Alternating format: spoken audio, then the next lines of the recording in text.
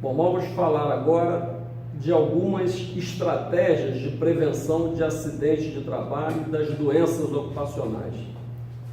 Essas estratégias, elas são todas classificadas como normas regulamentadoras. Na nossa profissão em recursos humanos, nós conhecemos essas estratégias pelas siglas NRs, de normas regulamentadoras. As normas regulamentadoras funcionam como uma espécie de legislação referente aos assuntos de segurança e de medicina do trabalho. Ao todo, são 36 normas que regulam o trabalho urbano, o trabalho dentro da área urbana. São 36 normas, é essa documentação, são 36 normas, e essa legislação, quem faz a legislação é o parlamento, são os parlamentares, são os políticos, os deputados, mas nesse caso, essas normas são feitas pelo Poder Executivo, pelo Ministério do Trabalho.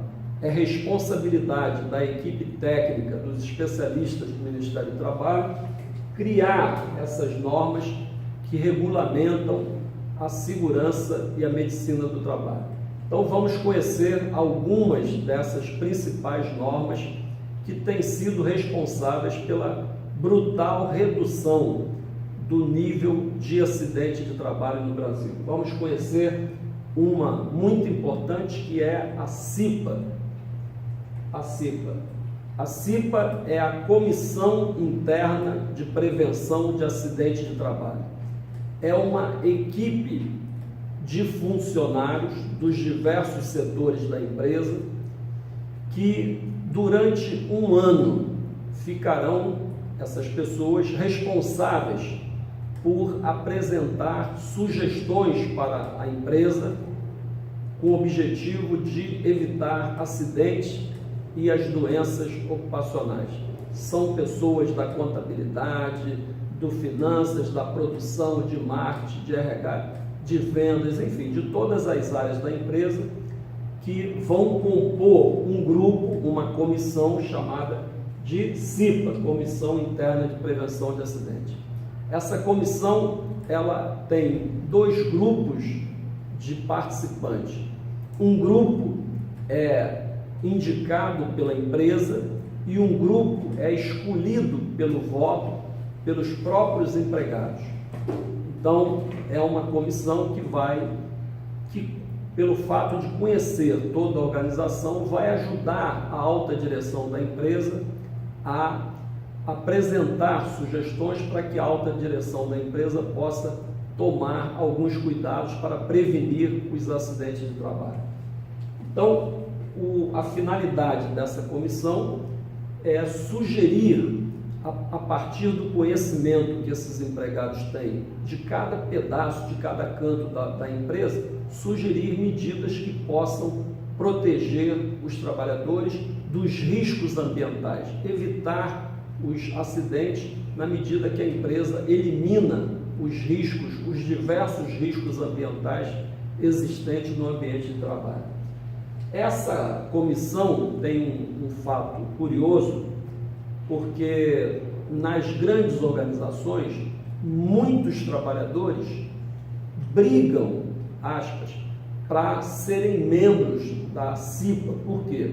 Porque aqueles membros que representam os trabalhadores, não os que são indicados pela empresa, o presidente, não, os que são indicados, escolhidos, pelos empregados, que é o caso do vice-presidente e dos demais membros, esses que representam os trabalhadores, eles têm estabilidade de um ano, que é o período de mandato da CIPA. Esses membros da CIPA têm um mandato de um ano, e nesse um ano eles adquirem a estabilidade e têm mais um ano de estabilidade após o término do mandato.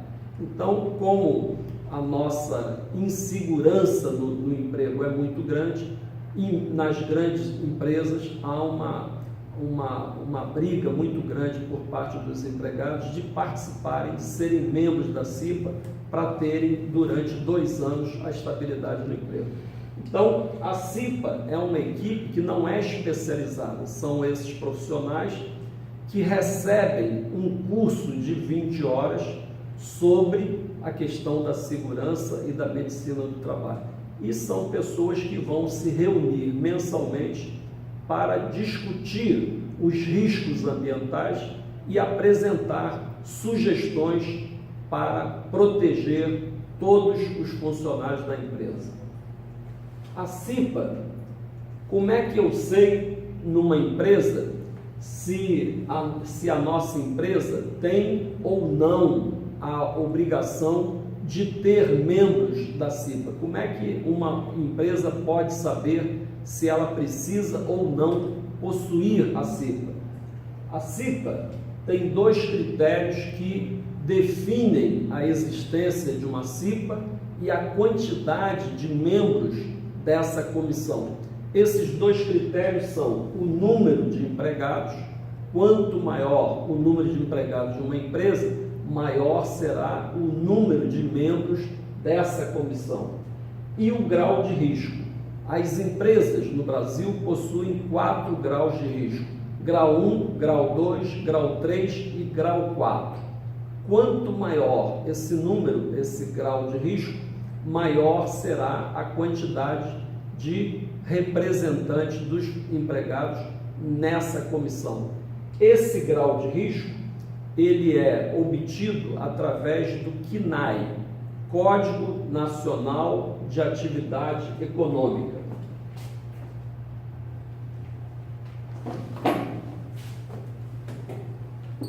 Através do Código Nacional de Atividade Econômica.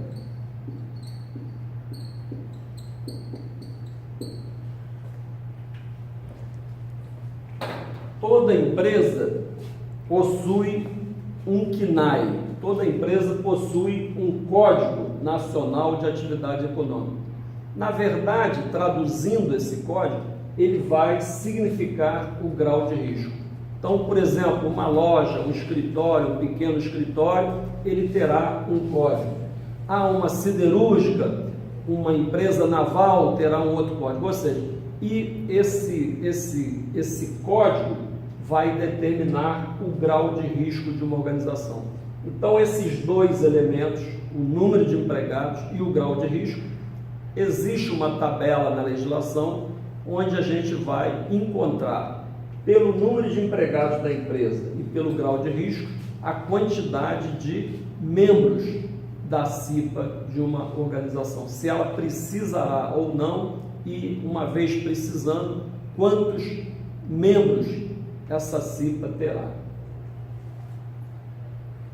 Uma outra estratégia importante é o mapa de risco que nós encontramos no interior das organizações.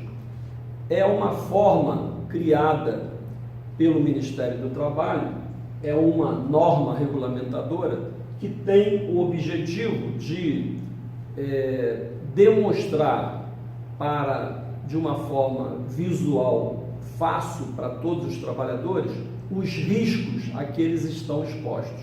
Então, nesse mapa,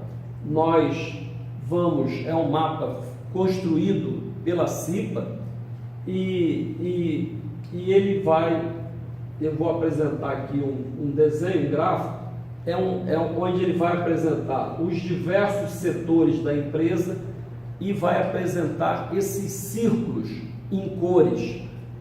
O círculo, cada cor, representa um grau de risco da empresa.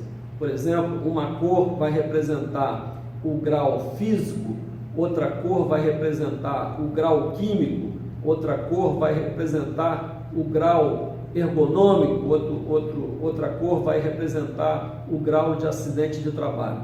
E o tamanho do círculo vai também indicar se esse grau de risco, sendo físico, químico ou biológico, que eu esqueci de falar, ou ergonômico ou de acidente, se esse grau de risco é pequeno, médio ou grande.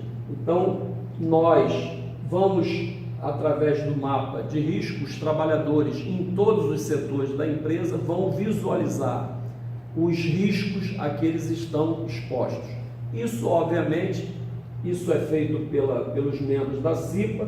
Nesse caso aqui, nós temos aqui o grau de risco pequeno, um grau de risco médio e grande. E aqui as cores, não sei se são verde, seria o risco físico, vermelho, risco químico, magenta, risco biológico, amarelo, ergonômico e azul, risco de acidente.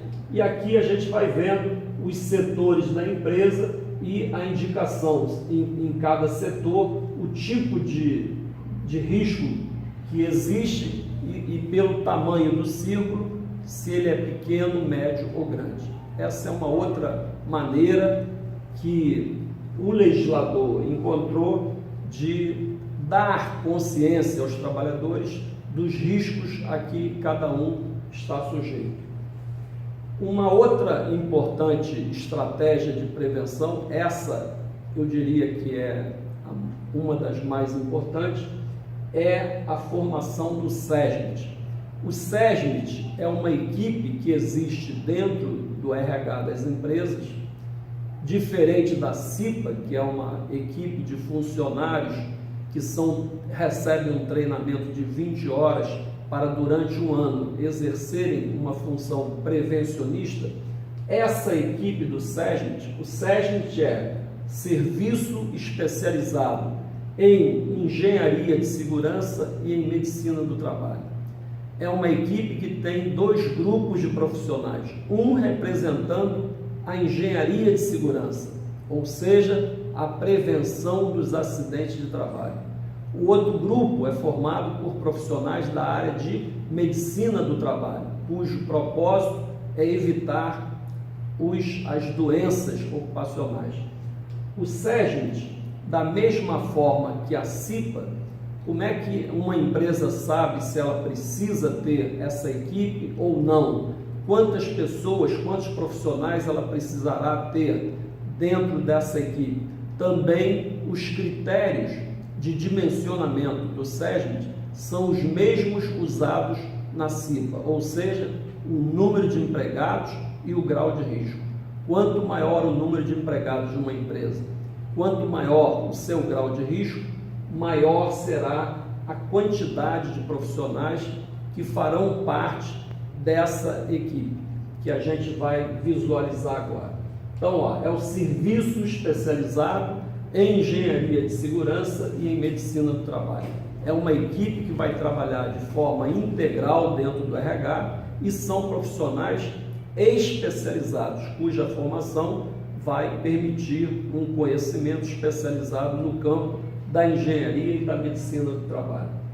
Então, o objetivo é aplicar os conhecimentos da engenharia e da medicina em favor da preservação dos acidentes de trabalho e das doenças ocupacionais. Essa equipe, ela tem dois grupos. Do lado de cá, nós temos a equipe de medicina do trabalho e do lado de cá, a equipe de engenharia de segurança do trabalho. Então, vamos ver aqui, no caso da engenharia, nós temos a figura do engenheiro de segurança do trabalho e do técnico de segurança do trabalho.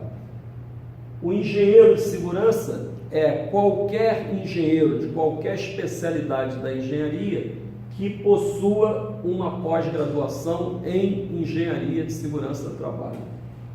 E essa equipe é uma equipe cujo propósito principal é evitar os acidentes de trabalho, desde a concepção de um projeto de um setor qualquer que vai ser criado, que vai ser instalado na empresa, até toda a existência da empresa, todo o dia a dia da empresa é fiscalizado por essa equipe de engenharia de segurança. E nós temos na área de medicina do trabalho o médico do trabalho, que é qualquer médico que tenha uma especialização em medicina do trabalho, o enfermeiro do trabalho, que é um enfermeiro de nível superior, que também tem a pós-graduação na área de medicina do trabalho, e o auxiliar de enfermagem do trabalho, que é uma pessoa de nível de ensino básico. Hoje em dia, os conselhos estaduais já exigem aqui que a pessoa seja um técnico de enfermagem do trabalho. Então, essa é uma equipe especializada que integra o RH das empresas, que tem sob sua responsabilidade a prevenção de acidentes e doenças ocupacionais. Então, como eu disse, os critérios para definir se uma empresa precisa ou não ter na equipe do RH o SESMIT são esses dois critérios: o grau de risco, que a gente obtém pelo Código Nacional de Atividade Econômica, e o número de funcionários. Quanto maior o número de empregados, quanto maior o grau de risco, mais profissionais será exigido da empresa na sua equipe do SESMIT. Uma outra estratégia importante de prevenção de acidente é a CIPAT. A CIPAT é a Semana Interna de Prevenção de Acidente do Trabalho. É um evento que a CIPA e juntamente o próprio SESMIT, eles organizam para divulgar as questões relativas à segurança dos empregados. Eles vão promover durante uma semana eventos que mostrem os riscos a que os empregados estejam expostos, os equipamentos de proteção. Eles vão fazer palestras conscientizadoras para evitar acidentes e doenças ocupacionais. É um evento que ocorre anualmente sob a responsabilidade da CIPA e do SESMIT. Tem uma periodicidade anual. A cada ano, as empresas devem realizar uma semana voltada para chamar a atenção, para conscientizar os empregados em relação à prevenção de acidentes e doenças ocupacionais. Eu queria falar do PPRA, Programa de Prevenção de Riscos Ambientais. PPRA, Programa de Prevenção de Riscos Ambientais. Esse é um projeto que toda organização deve realizar. Basta que a empresa tenha um empregado, a empresa deve realizar anualmente esse projeto. E esse projeto ele está voltado para as prevenções de acidentes de trabalho. Então, nesse projeto, a empresa deve divulgar tudo o que ela fará naquele ano, naquele determinado ano vindouro, que possa proteger o trabalhador dos riscos de acidente de trabalho. Então, olha, o objetivo é preservar a saúde e a integridade dos trabalhadores, antecipando, reconhecendo, avaliando, controlando os riscos ambientais. É um projeto em que a empresa vai colocar no papel tudo o que ela pretende fazer. Eu pretendo colocar um corrimão na escada, que a escada não tem. Eu vou colocar um piso antiderrapante. Eu vou colocar equipamentos de proteção, vou disponibilizar para os empregados. Enfim, tudo que a empresa irá fazer com o objetivo de prevenir acidente de trabalho. Nós vamos ampliar os treinamentos que a empresa vai fazer para os empregados. Enfim, são as ações que a empresa vai fazer no campo da prevenção de acidentes de trabalho. Ele é obrigatório, é da responsabilidade do SESMIT, se a empresa tiver o SESMIT. Se a empresa não tiver, é de responsabilidade de uma empresa especializada que a empresa terá que contratar. E o outro projeto, para encerrar nossa aula, é o PCMSO, é o Programa de Controle Médico e de Saúde Ocupacional. assim como a empresa, toda empresa tem que fazer o PPRA, toda empresa que tenha um empregado tem que fazer o PCMSO, o Programa de Controle Médico e Saúde Ocupacional, que é um projeto que vai apresentar, que a empresa vai se responsabilizar por todas as ações que ela possa realizar com o objetivo de evitar as doenças ocupacionais, os riscos à saúde dos trabalhadores. Então, é um projeto que a empresa vai ter que fazer. Por exemplo, ela vai falar: eu vou analisar todas as substâncias que entram num processo industrial para verificar se essas substâncias são nocivas, geradoras de algum risco para o trabalhador. Nós vamos fazer os exames médicos periódicos, além dos exames admissionais e demissionais. Nós vamos fazer a medição da nossa insalubridade para verificar se a empresa, algum setor da empresa é insalubre ou se a empresa expõe os funcionários a algum risco de periculosidade. Tudo isso serão ações que a empresa poderá colocar no seu PCMSO, Programa de Controle Médico de Saúde Ocupacional. Ele é obrigatório, e ele deve ser realizado anualmente.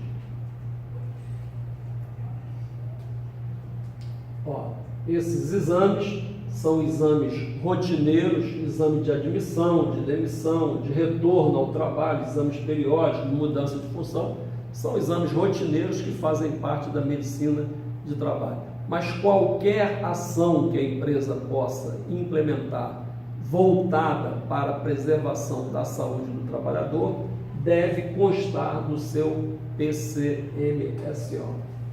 Vamos falar, por último, dos EPIs. Os EPIs são equipamentos de proteção individual. São equipamentos que as empresas devem disponibilizar para os empregados com o objetivo de prevenir, de protegê-los em relação aos riscos a que eles estão sujeitos.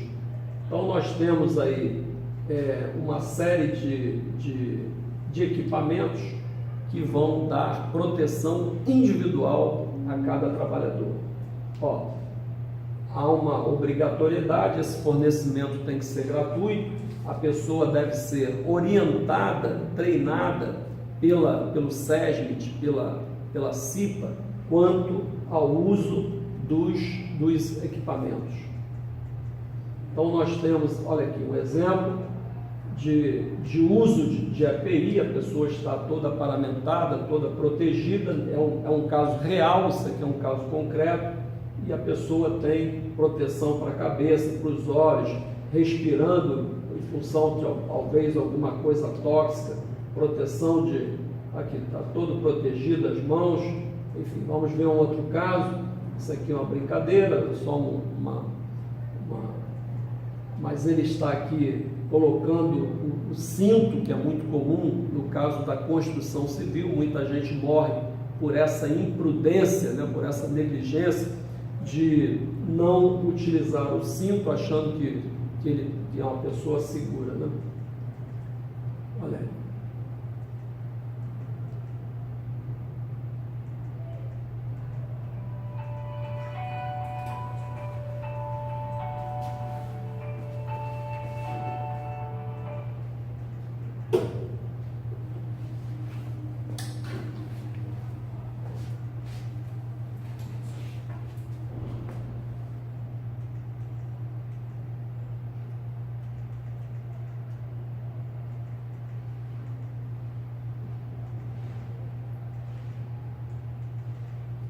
Então, são várias empresas. Esse aqui é um funcionário da Vale. Olha quantos equipamentos: protetor auricular, tá vendo? Capacete, óculos, enfim. Então, são vários exemplos de equipamentos de proteção individual. E aqui, por último, para terminar a nossa aula, vou falar dos EPCs, que são os equipamentos de proteção coletiva. Esses equipamentos devem ser priorizados, eles devem vir antes dos EPIs, uma vez que com esses equipamentos o trabalhador não esteja devidamente protegido, a empresa deve também disponibilizar o equipamento individual. Então aqui estamos falando de equipamentos de proteção coletiva do trabalhador. Vamos ver. Então olha aqui o caso do sprinkler que nós temos para caso de incêndio, os hidrantes, todo dispositivo de segurança que tem por objetivo proteger coletivamente os trabalhadores. Um caso muito conhecido, muito comum, são os para-raios, por exemplo. Esse é um equipamento de proteção coletiva. Os exaustores que vão retirar os gases tóxicos, enfim, de um ambiente qualquer, tudo que seja de proteção coletiva. E eles devem ser priorizados em relação aos EPIs. E por último, vamos falar da insalubridade e da periculosidade. A insalubridade, em prefixo de negação, não salubre, não saudável. Insalubre é um ambiente não saudável, um ambiente que expõe o trabalhador a um risco em relação à sua saúde. Então, a gente percebe esse risco, especialmente nas indústrias, que trabalham com alguns agentes físicos, químicos, biológicos, ergonômicos ou de acidentes que vão expor o trabalhador a riscos acima da lei. Então, nós falamos que o ambiente de trabalho é insalubre quando ele expõe o trabalhador a um risco qualquer, seja físico, químico, biológico, etc., acima dos limites tolerados por lei. Vamos dar um exemplo bem simples, bem comum, bem rotineiro. O barulho, o ruído é um risco físico. E nas NRs, nas normas regulamentadoras, considera nocivo à saúde do trabalhador todo ruído que seja acima de 85 decibéis. Então, o ruído ele pode estar presente em qualquer ambiente de trabalho. No caso do ruído, ele passa a ser nocivo à saúde quando ele está acima de 85 decibéis. Então, nem toda empresa que tem barulho é uma empresa insalubre pelo motivo do ruído. O trabalhador tem que estar exposto de forma permanente a esse barulho, acima